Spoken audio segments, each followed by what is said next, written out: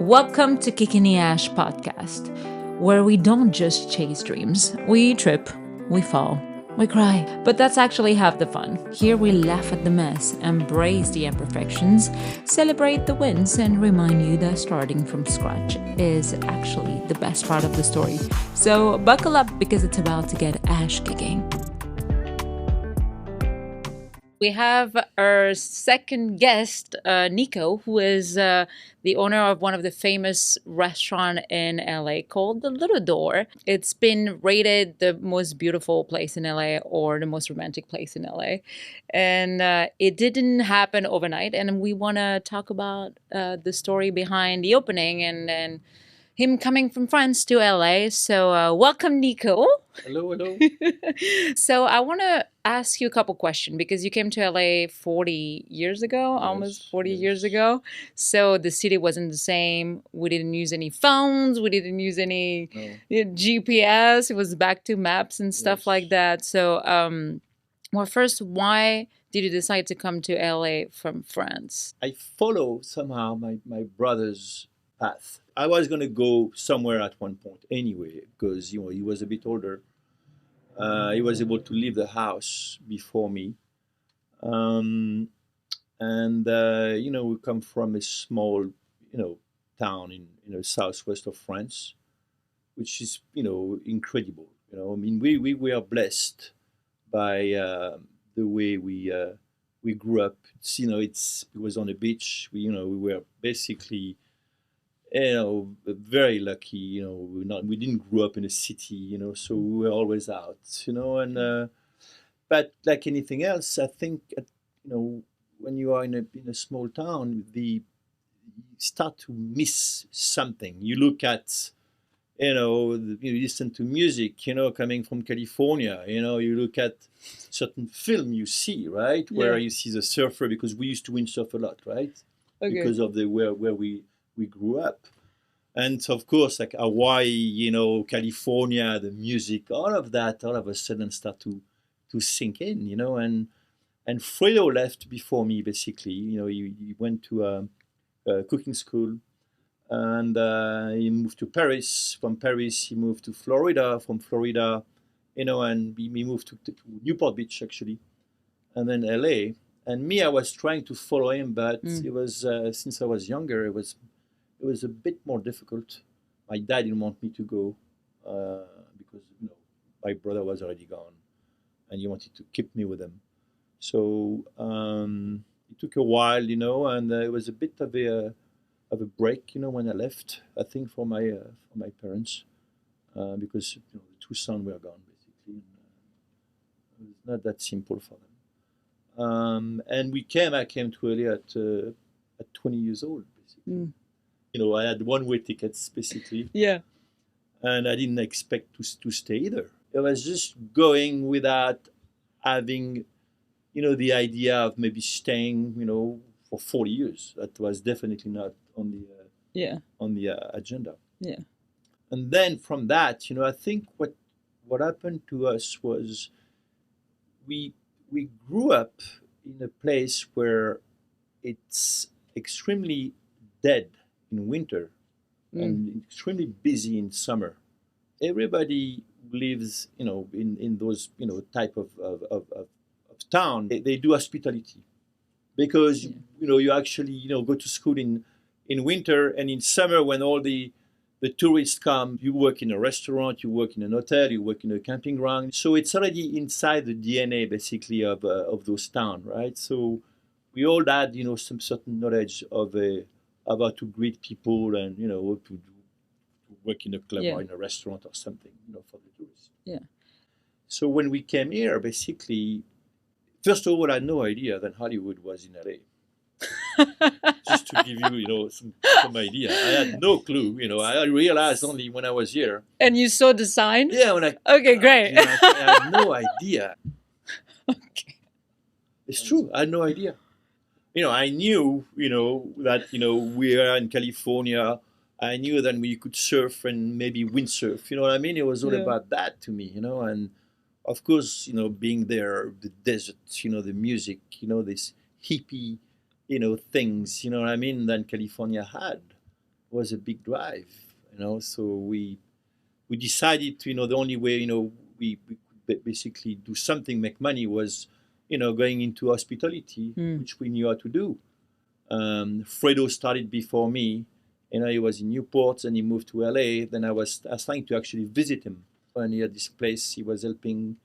There was a restaurant called Senor Blanco, which was like a Mexican fast food. Mm-hmm. And he decided to actually turn it into a French Mexican restaurant where you know he could do the French burrito. So you had basically So what's the French burrito? French burrito was like the burrito forestier, which was like, you know, mushroom, you know, in a Okay. burrito, or the Provençal, you know what I mean? But, you know, he didn't have any structure. I think he was lacking, you know, he was being screwed basically, Mm. you know, by whoever, you know, some French dude he was working with, you know. I think somehow a blessing because I came in at this moment where it was, you know, we had to actually do something together without this partnership, Yeah. which was very toxic for him. And we left basically, and we started to just do like clubs, but it was clubs where we were because when we had no money, basically we found a location in the city, and most of the time was like, you know, an existing restaurant who was not doing well or a club who was not doing well. We come in, we make a deal, you know, with the owner, like, you know, you take the bar, we charge at the door, you know. Okay. So we were making money by a cover charge. We were renting the plants, the lighting system, the sound system, and it was only for a night, right? There was a lot of, you know, production for one night, and then, you know, promotion. Of course, we had no phone, so it was only flyers. Okay, so did you go on the street and Oh yeah. oh my god. We were like printing little flyers, you know, and then, you know, with the address, and it was always a theme, you know, a different theme, you know what I Yeah. mean? You know, because that's how we like to do it. You know, it could be Brazilian, it could be African, it could be like, you know, so, you know, costume, it was a costume things, you know, Okay. to it, you know, and the music, you know, and the musician came across, you know, at one point. So we ran that for a couple months, you know, once a month we move locations, you know, and it's starting to be very, very popular. People were waiting for us for the next one, basically, to just happen, you know. And then we found this one location, which was incredible. You know, it was, you know, I think it was the third or fourth location. It was some old uh, church in downtown. It was more like a men's club, a Knight of Columbus, basically, which is a beautiful old structure, almost like a Mason lodge. You know what I Okay. mean? Yeah. Where they have their member. It's only men, by the way. Okay. Yeah, it's like old school men. Most of them were old cops or old fire, you know, chief or whatever. You know what I Yeah. mean? A bit, you know. I'm not going to say racist, but, you know, they were, you know, right right on the edge. So for us, it was fun because we walked in, and of course we bring African dancers, you know what I mean, and, you know, and Of course you did. fire eaters, you know, and we packed the place. I'm talking about, like, you know, a couple hundred people basically Mhm. coming at the door. You know, at that point it was a kitchen in a place, so we decided to actually do a restaurant as well, and we decided to take the place, you know, like 2 nights a week, same location, Okay. you know, to actually start to establish ourselves. We not, you know, we didn't make any money at the bar, which was, Yeah. which was the main thing, but we didn't care at that moment. We didn't need much, you know. I think the excitement of doing something like this, bringing bands, you know, and the restaurant, which was unbelievable. You know, I mean, I could go into detail after to tell you what happened there, and who came to that place. You know, I mean, Yeah. you know, I mean, I had celebrity already coming in. This new era of club in Los Angeles. Clubs were basically rock and roll at the time. You know, it was like the mid '80s. You know, I mean, world was not existing really. You know, it was world music, but it was not. You know, nobody really cared, or it was never promoted in a right way. So when we started to do this, you're talking about Latin music, you know, and Yeah. you know, and bands from Africa, or you know what I mean, was, you know, so we starting to, you know, to gain traction, you know, with a good, you know, portion of the people in LA, you know, who knew about it, and all of a sudden, you know, the things became, you know, really really busy. So how did you bring, because internet wasn't, we didn't have internet like No, 40 years no, ago. no. It was again, it was radio. Yeah. So it was phone, Okay.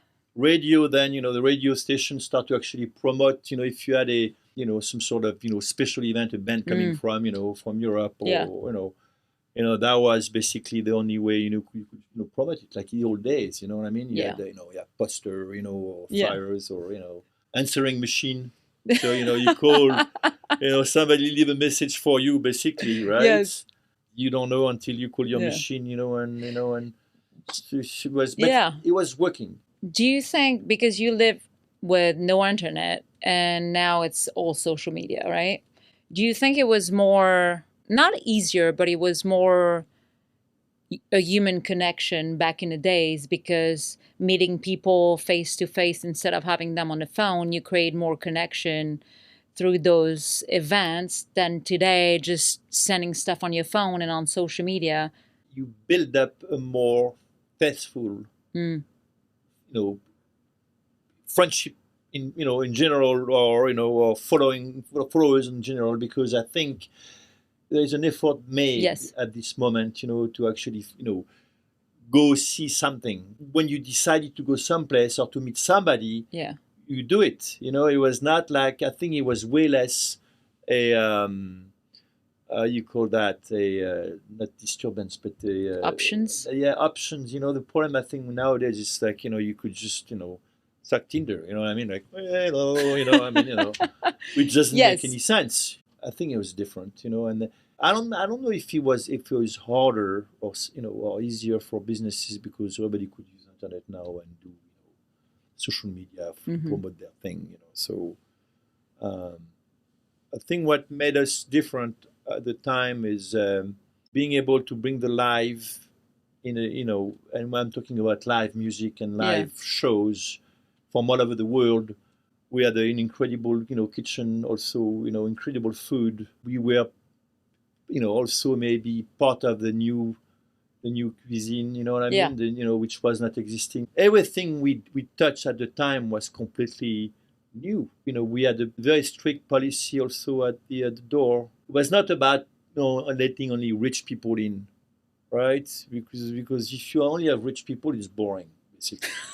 But it's true. Yeah. You need to actually mix up, Yes. right? You need to actually bring, you know, a mix. I'm not talking about rich, poor, but people's race. You know what I Yeah. mean? You want to be able to actually mix as much Yeah. as you can. You know, so the policy at the door was like that. You know, we favor artists because we were downtown LA, which was, you know, downtown LA back in the 80s was rock and roll. Okay, I mean, Was it cleaner or not? It was no, it was not cleaner. It was definitely more dangerous, Yeah. because, you know, you had all this movement now of, you know, like the revival of downtown LA being artistic, you know, which Yeah. was, it's not really true, by the way, because artists were living downtown LA at the time because it was very cheap. Okay. So you could actually rent a humongous, you know, space, a humongous studio to be an artist, to do, you know, sculptor, or being a painter, for like $200 a month. The price was like this because no one wanted to go there. Okay. It was bad. It was gangs. You know, I had two cops basically of duties working for us at the time. One of them looked like Clint Eastwood, by the way, you know, and he had the same size gun. I mean, you know, it was just like it was rock and roll, you know. Though you had like Madonna who used to come, you know. I remember this one night, Madonna, you know, wanted to come, and it was a costume basically night we had, and she had no costume, so she couldn't get in. She had to actually go back basically to her place, you know what I mean, and awesome. put a costume on, you know. And then you walk inside and you have David Bowie, you know, playing on the pool, and you have Bono there, you know, Yeah. they're getting drunk on Jack Daniels basically, you know, and it was really really like it was something else, you know. And so from that moment, you know, start to gain, you know, more and more traction, and we had issue, you know, on that location after a couple of years with landlord because we had no lease. Of course, we had nothing. We didn't care. I mean, it was just like we do it for the fun of it, right? We just don't do it for the money or and maybe Yeah. I think most of the time the success comes, like that. You don't do it for the money. You just do it because you want to do Yeah. something nice and fun. Was LA very segregated when you arrived? Oh, it was more, definitely. Yeah. It was more, and I think the cops were definitely much, much tougher. It was no joke. Yeah.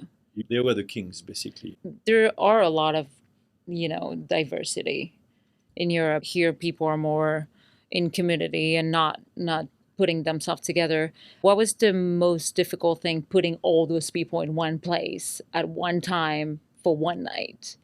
I think when you choose the right people, like, and like I said earlier, mainly we had a lot of artists, painter, singer, sculptor, movie, set designer. You know what I mean? The club was definitely a club for artists. Yes. And so the energy when you start to bring all those creators together, the color doesn't matter anymore. I agree. You know what I mean? Yeah. It's not, they don't even look at you as, they just look at you Yes. for who you are, the energy Yeah. you bring. And that's why we never felt it was, there was no segregation there. Yeah. It was just like, people who have the same view on things and energy and creative mind, and most of the time it was, it was beautiful. Yeah. It was incredible. You bring a bunch of people together Yeah. from other countries and music from other countries. So you kind of like bother some people and open the mind to others as creative. And I find you to be a very creative person. I think it's your job to awake people or to teach them something, or bring them value to their life. And the whole breaking rule for me is what is important. From those moments also you start to create basically a network, and I know people now for 40 years in LA. Yeah. I still have friends from 40 years ago who are definitely older, like me.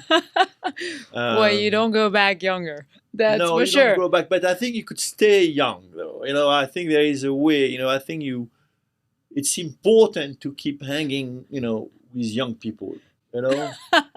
Yes. No, it's that's what Keeps keeps you you alive, young. You know yeah. what I mean? I mean, it's just and maybe the luck I had was to have two daughters, which people think sometimes having kids make you actually older, which I disagree. I actually think it's the opposite. I actually think having kids force you to actually go down to actually their level, at the level of Okay. mental. Yeah. And you have to be younger to understand them. There's a strange dynamic there. I think you also make the effort to understand the next generation, and not a lot of parents do that. Some parents, they just want to stay in their own thing and then don't want to try to learn anything about, how the world evolved and stuff like that. So I think you do that pretty well. But you decide to do that because this is what you want to do. You want to be close to your kids too. Yeah.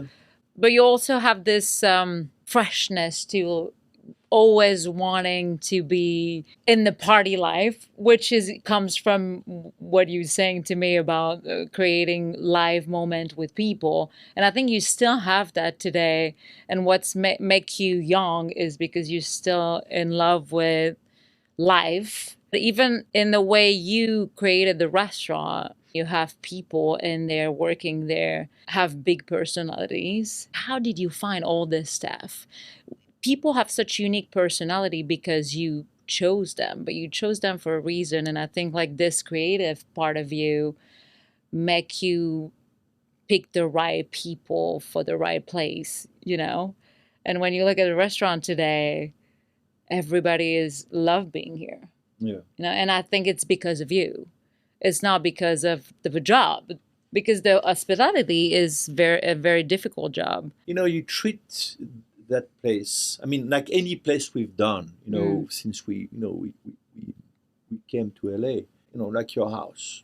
Very Yes. much so. That's why maybe you start to feel comfortable, Yeah. or even the customers, start to feel comfortable at this point, Too comfortable. Yeah, they start to remove their shoes, out of the table, and like, But yeah, there's something there. I don't know if we choose the people or if it's the people choose us at this point. Yeah. They feel and they stay. If they don't like it, they leave. Yep. Yeah. It's nothing you can do. Nothing we can do. No. When we first signed the lease on the Little Door, it was a restaurant who was existing, but it was not called Little Door. It was called Mosaic. It was a kosher restaurant. Okay. It was a friend of mine, basically, decided to do this restaurant. And we tell him, we said, we are in a business, for a long time. It's like, look, it's not going to be easy. Plus, it's Shabbat on Friday, so you're going to be shut on Friday, basically. Yes. Uh-huh. And Saturday, basically, because you cannot work or, do the prep for the Saturday night. So he shut down 2 nights in a row. He opened the place, he struggled for years, basically, like 3-4 years, he struggled. At that time, we had a place called Bokeos, which was a really fun bar. Okay. Live band again, every night, really successful place. But then we have a fire in the kitchen, and we have to close the place for at least a year, basically. And that's when he called me. He's like, well, I don't want to do this anymore. Maybe, the fire was the reason why you should maybe switch now and come, take over the space. Yeah. And that's how basically Little Door was born. Even though it was very tough for us at the beginning because Little Door only had a beer and wine. Okay. There was no full liquor license. So it was just, we came from the bar business, it was not that simple at this point. But the rent was so cheap. It was like $3,500 a month. Okay. Which is nothing. Which is crazy. People pay $50,000, $75,000 on this other location. And I said to Fredo, look, if the restaurant don't work out, it's okay. We just move in. We just basically turn the Little Door into our house. Because it looks like a house. It was a house, right? It was a house, yes. Yeah. It was a house. It was a school for, children with issues. Okay. You know what I mean? And then so it was always, you had this vibe of somebody's house. Yeah. It was actually the landlord, grandparents basically live there. Okay. And so it's always that this vibe there. It's been a long journey. Yeah. I can't really talk about everything in between. So it's a family business. We talked about that. Yes. For me, if I open a business with my family, I'll literally go crazy. So what do you think is the success of doing a business with your family? Because there are things that you can do, but there's still you can't do because they're family. It's complicated. You can't work with them the way you work with an employee or someone you hire. I'm interested to see what are your thoughts on that.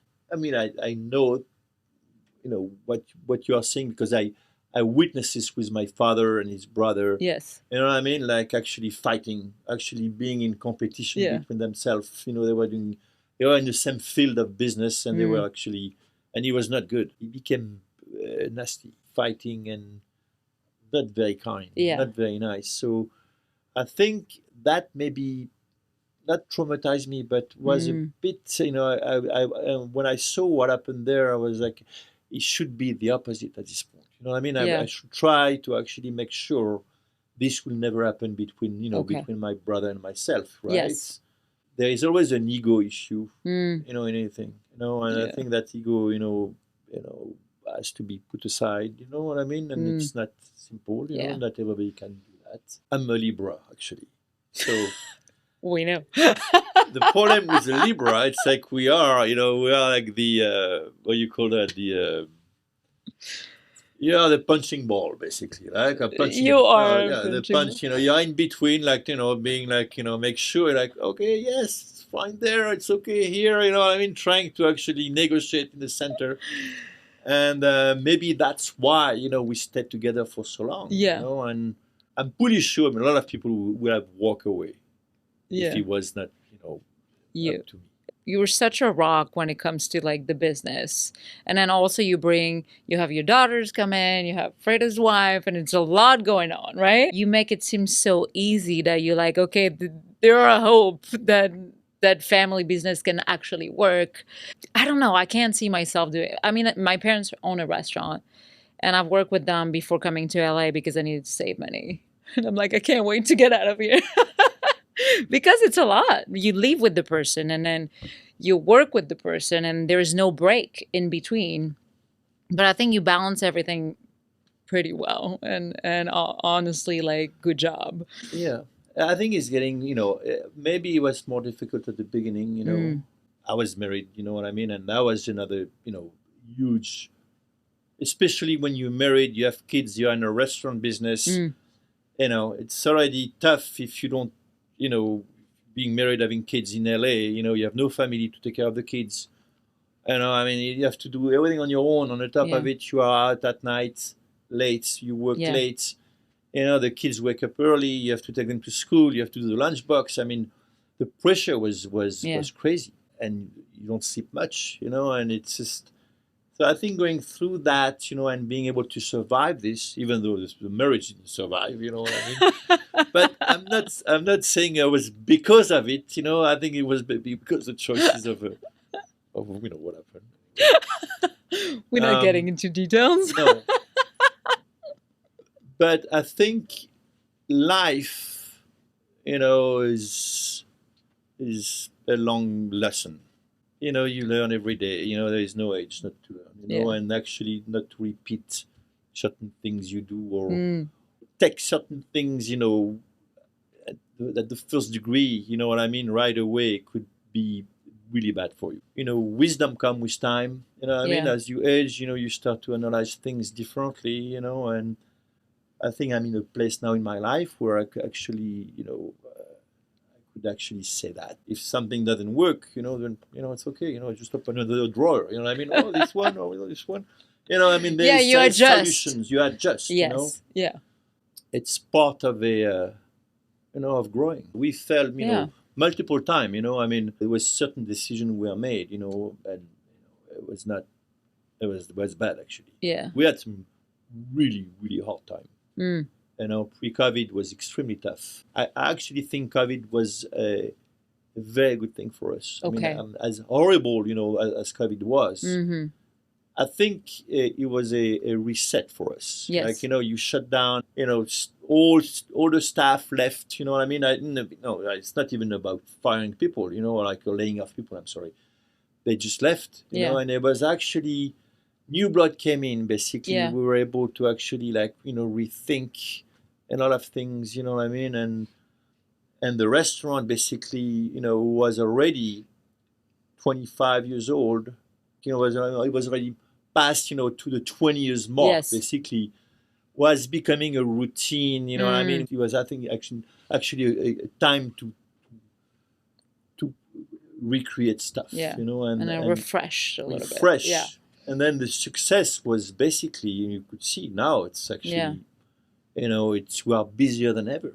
I remember my mom called me once. She's like, "Oh my God, Nico from the Little Door. Il y a une émission sur M6 Yeah, sur Nico." She was so excited. yeah, So because the concept of the restaurant at the beginning, right, is because you couldn't see the restaurant from the street, no, right? So celebrity were coming in to be a little more hidden yeah. because you had to enter the little little door. door. Here you go, to enter, and then nobody could see them, right? The creative concept of the little door brought so many amazing people and customers. So, how did you think of that? I think the little door was already, a new concept and Mm, in restaurant business. So when we switched from clubs to restaurant and did the little door, we were the first one to have this outdoor patio. There was no one. okay. Yeah, there was no one basically having an outdoor patio like this. You could find spot, in LA where like, more like a fast food with a Okay. little garden, but Yeah. to have actually a fine dining restaurant inside a garden like that was completely new. Mm, We were also the first one to have a wine bar. the fact that we didn't have any full liquor license, we could only serve wine. So what we did, we actually created this super extensive wine list, which was also not existing Okay. in LA at the time. Keep in mind, man, when we opened the little door back in '96, you only had about 300 vineyards in California. Yeah. Now you have 3,000. Okay. And it's also about the same time when Americans start to drink way more wine than beer. You know, it was a switch Okay. going on there, right? So we were very fortunate and lucky. You know, we had guys coming from Santa Barbara, like actually, you know, winemaker, you know, to bring their own wine at the restaurant. We had Okay. like, Yeah. you know, 50 wine by the glass, which was not existing. We had this outdoor patio, which was not existing. We were the first one to go to farmers markets. Okay. We were the first one to do local, organic, seasonal. It was only us and AOC at the time. It was only 2 restaurants basically doing that. You know, going to farmers market twice a week, picking up with a truck, you know what I mean, and make everything fresh. Seasonal was also this new thing. The success, I think, also came from, like you said, maybe being in a weird street, because Third Street was definitely not happening at the time. There was a lot of body shop cars, you know what I mean? It was one. Oh yeah, no, it was not. It was not a very sexy street. The idea of the little door, actually, where did the name come from? At first, it was not. We had no name actually. It was nothing there. We were looking for a name because each time the name was very important to us. You know, from Flaming Colossus to Punana Souk to Bokeos. You know, we always came up with logos and names that were completely unusual. So we actually contacted our friend Rick Serrini, who always does all this work for us, and we tell him the concept about the restaurant and what we want to do there.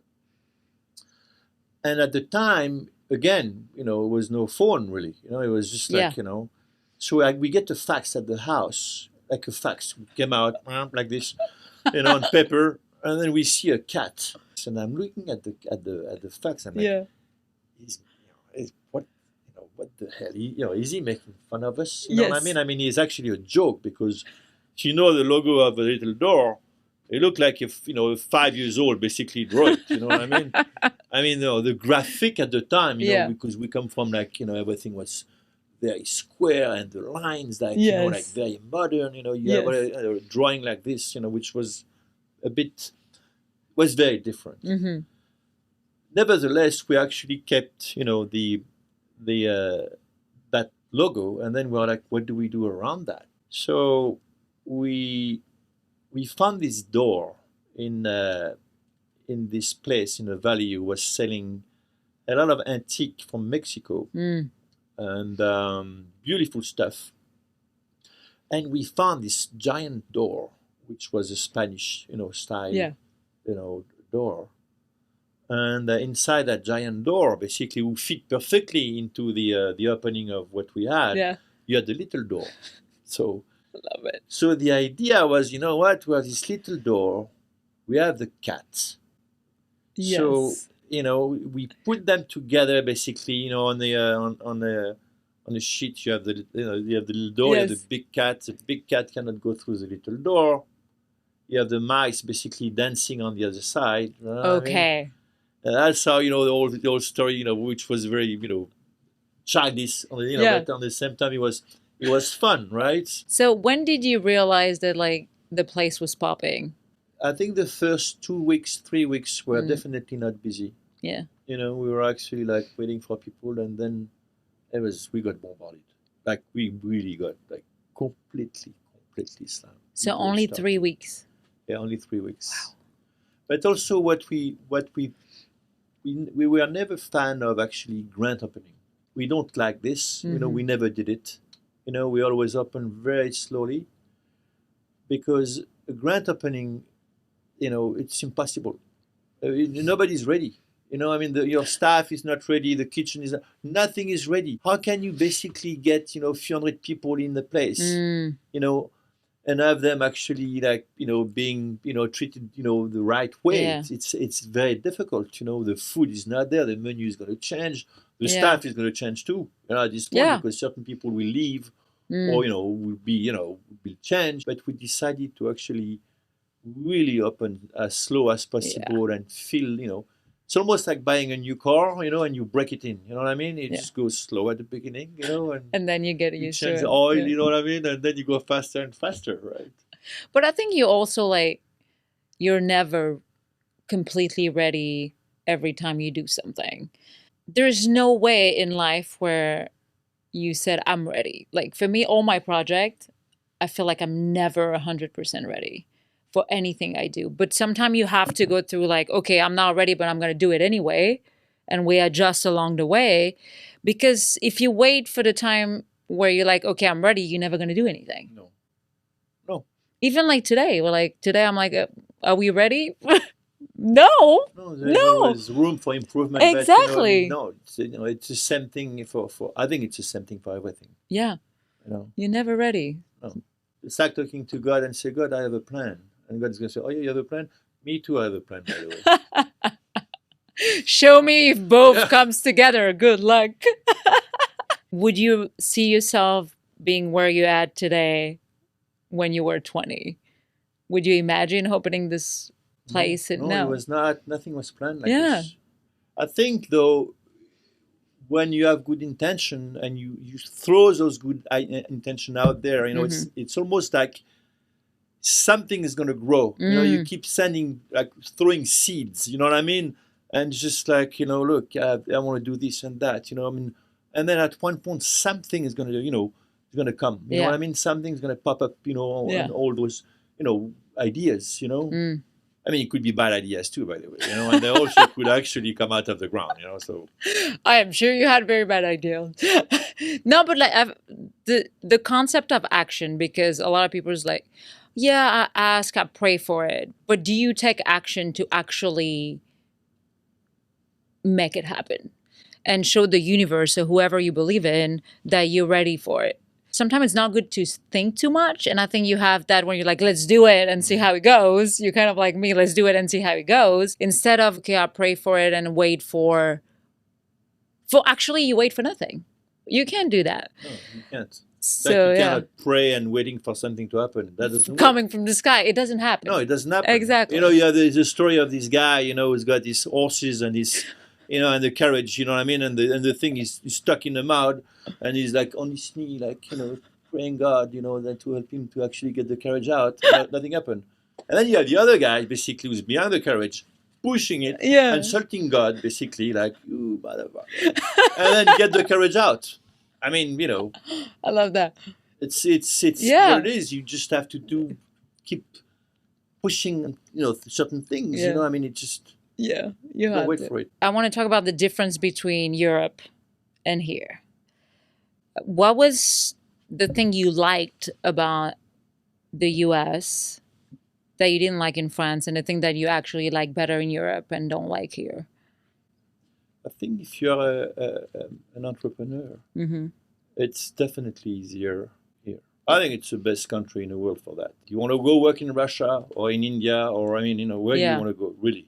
Truly, it's retiring is a different story, right? But if you want to do something, it's still, to me, I mean, from far the best country in the world, to do things and to achieve things. You could actually do it here. I think America has got the best country in the world and the worst country in the world at the same time.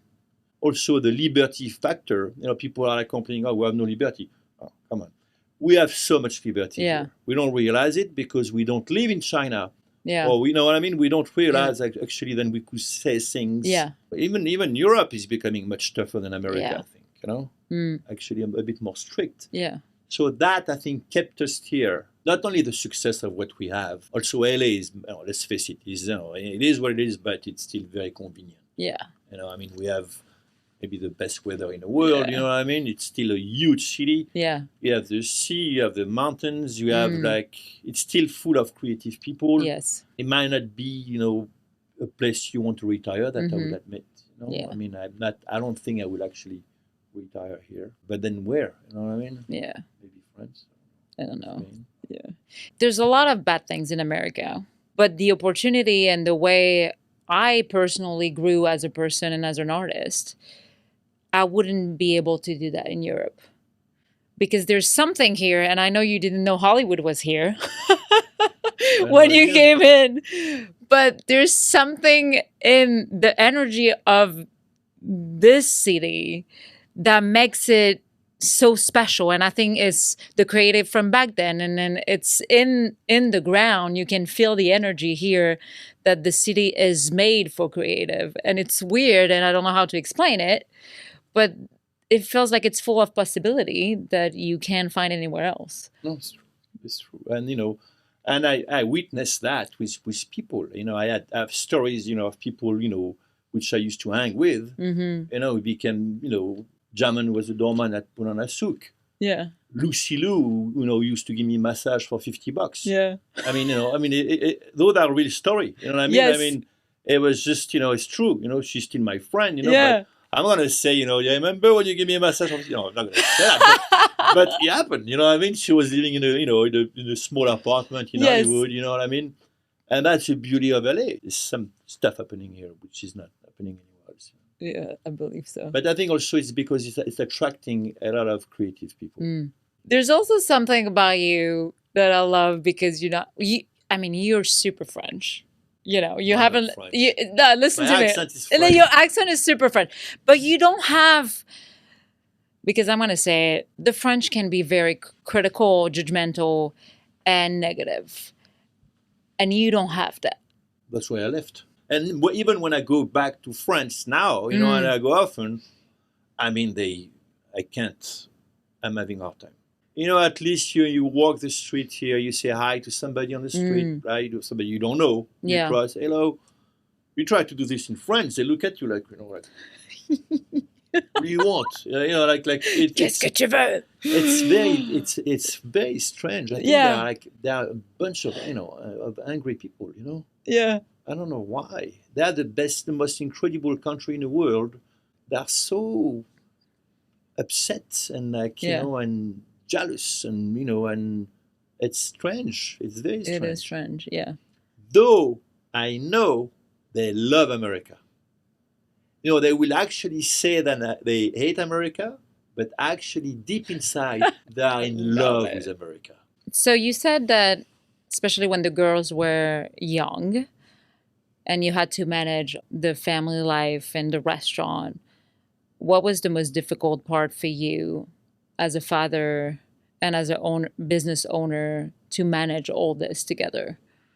I don't know what was the most difficult part. I feel like, it was a whole thing. It was not like something specific, I think the situation in general was complicated. When they grew up, so you kind of bring them to the restaurant to work with you, right? Yes. It's tricky because they technically work with all your employees and they're a part of like the staff. Yes. How do you handle your boss stage and your father's status in between all this? No, it's not easy. That's not easy. Because they're going to tell you stuff, and then you have to find the balance between protecting your daughter and having something for your daughter and actually being a boss and treating this person like an employee. It's true. So how do you manage that? Well, you just have to be, trying to be as honest and, and fair as possible, because she's not, she's basically new. Yeah. I have people working there, I have managers, which I respect a lot, you know what I mean? And of course I cannot, I don't think you could actually vouch, you know what I mean? Because it's your daughter, she's going to be, impeccable or not make any mistakes, you know what I mean? Yeah. And it's difficult, I think if I had a son, it might be easier. Why? I think there is something between fathers and daughters who are just, different, I don't know why. I don't have kids. No, but I think you might be a bit tougher. I mean, I had a relationship with my dad. It was very tough. Mm. It was Yeah. really hard. Maybe that's the reason why I left too. By the way, Mm. it was not Yeah. that simple. Mm. For sure, my brother left because of that. Yeah. It was it was complicated. They were basically almost the same age. When I Yeah. say the same age, my father was 17 years old Yeah. when my brother was born. Okay. Yeah. So we had a competition there. Two very good-looking guys. You know what I Mhm. mean? And I think he was And then I was 3 years after that. I remember my father's 27th birthday. You know what I Yeah. mean? So we were very, very close, maybe too close. Mhm. And then I saw my dad, the way he was with my sister, which Yeah. was night and day compared to Yeah. Compared to the what? way he was with my brother and myself. Mhm. By the way, she's only Naya worked there. Yeah. Because the other kids don't want to. Don't want to. Yeah. No. Yeah. So when she came to me and she's like, I'm going to do it, I'm like, sure. At one point anyway, I'm not going to do this for the rest of my life. Mm. I mean, it's better to train someone, who might take over in, Yeah. in a couple of years, maybe 5 years, 6 Yeah. years, and I could go to Thailand or Vietnam. So when the restaurants start being very successful, you had to deal with a lot of celebrity, right? Yes. How did you feel the first time that happened? Do you feel like you guys were equal in a way, or like did you feel a little intimidated? How was the whole Well, yeah, I experience? mean, it depends, Who is it? Yeah. It is, but keep in mind, we had celebrity who used to come before already, in Bokeos and Fleming, Yeah. we already had, like people coming, and so it was not like a big surprise for us. Yeah. You know what I mean? We knew it was just a matter of time before, people start to, Yeah. to show up like this, and yeah, I mean, there is certain, few of them were Yeah. definitely, higher, like talking about Mick Jagger or Yeah. McCartney, having, a vegan meal, you know what I mean? Because Mhm. that's what he does, I mean, yeah, you want to make sure nobody bug them. And then you had, the paparazzi. I think the paparazzi, though, it's almost over. I don't see Yeah. paparazzi Yeah. anymore. But how was back then? How did you Oh, it was handle bad. that? No, it was bad. Paparazzi were actually a nightmare. Did you had security? Did you have? Yeah, Mm. we make them, go through the back door, even though, at one point they're paparazzi in a back alley too, basically, Yeah. just cornering them, making sure. I mean, it was really crazy. A lot of French celebrities too, Yeah. like, Johnny Hallyday, Yeah. Michel, all those guys, It's like, super used to come, which was fun because nobody know them. Mm. So all of a sudden you see them in LA, nobody gives a shit, basically, right? About Yeah, who they because are, nobody because knows they're them. unknown. So they come to you and they're actually very humble. If you actually talk to them in France, they'll be, they won't even, look at you. But Yeah. they come to your place, you're the boss, and all of a sudden they're like, hey, how are you? Like, Okay. they completely, they switch. They're actually, it's interesting. But you get used to it. Yeah. I mean, Yeah. I I don't even know, sometimes there's people who are here who are Mm. famous. I don't even know who they are. Yeah. There is something they feel about you, though. He's talking to me as a person. He's not talking to me as a fan or as somebody who wants something from me. You know what I mean? Yeah. I mean, and maybe that's why also, people love to come back. You know what I mean? Mm. Because they don't feel like they're treated for what I want to take from them. Yes. As celebrating being there. I Mhm. mean, I treat, celebrities the same way I could treat anybody else. Mm-hmm. So you said you had a lot of failure. The Yeah. problem you have, one wrong turn in that business Mm. could be fatal. I mean, like, you could lose so much money. You could lose credibility. You could lose, also like mentally, you know what I mean? It could affect you, I mean, I think for us, we were at that point where, we were, recognized enough to be able to bounce back, Okay. even though it was extremely difficult. Mm-hmm. But do you think like your failure got you to the person you are today? Yeah, for sure. Because if you didn't have them, I feel like you're missing some of the lessons and the learning. For sure. Yeah. There's no doubt. Mm. There's no doubt the failure. And there's one thing I learned is that a good deal is the one you don't make. Mm. But this comes really with, you call that, with experience time, you know what I mean? Yeah. And keep pushing, you know, and you keep pushing, and I'm very impressed with what you do, by the way. Oh, thank you. Yes, because you are someone who don't let go. No, You just, you know, and you will succeed. There is no doubt. thank know? you. Because I feel like nothing happened overnight. And then even for you, we talked about it when you're like, every time there's a failure, you just continue. You don't stop. And I feel like the non-stopping no matter what, and you have to have in your personality some stubbornness. I remember when I was a kid, mom was like, "You're so stubborn."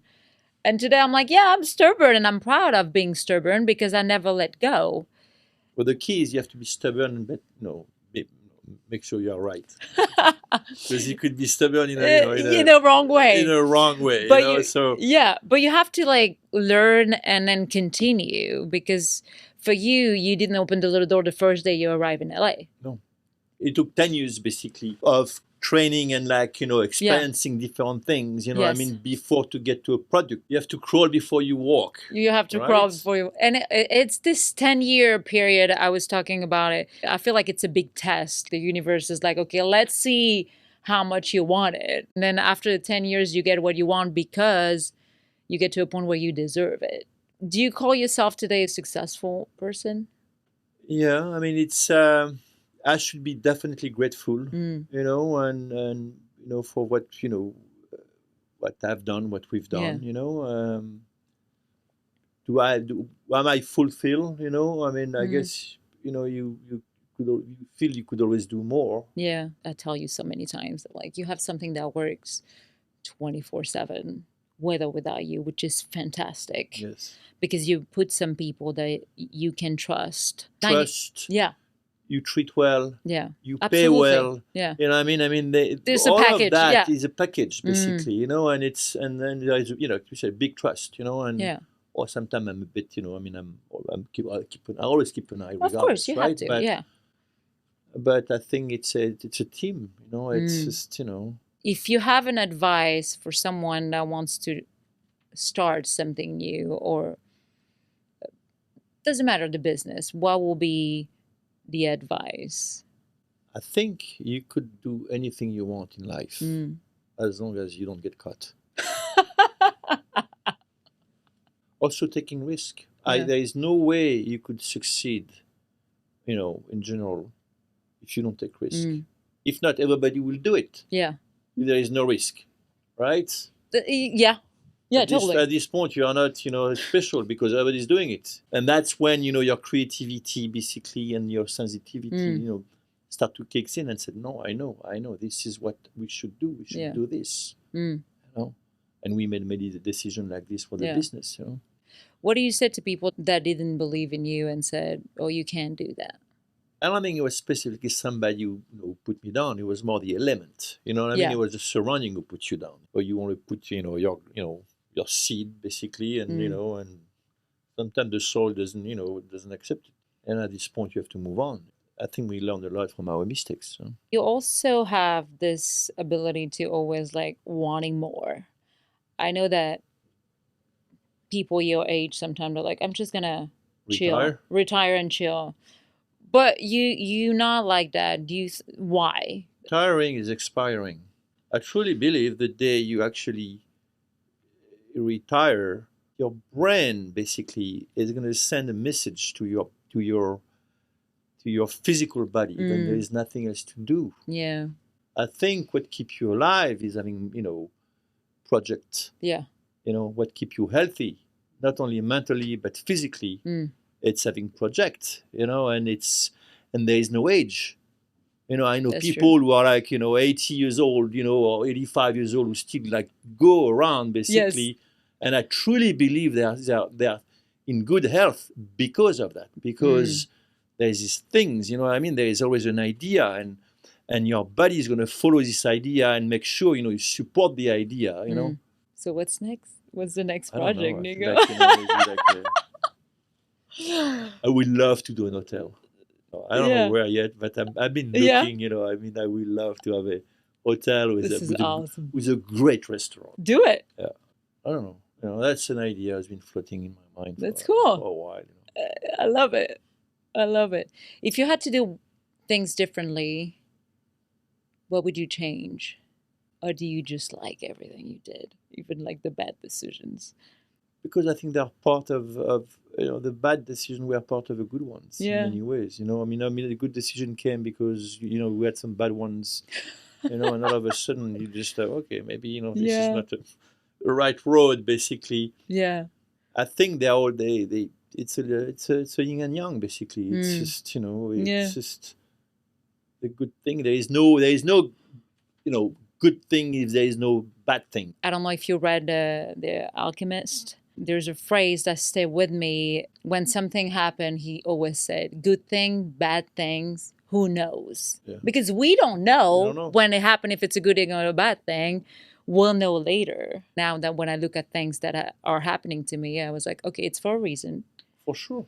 And I have to just go through it and adjust to it.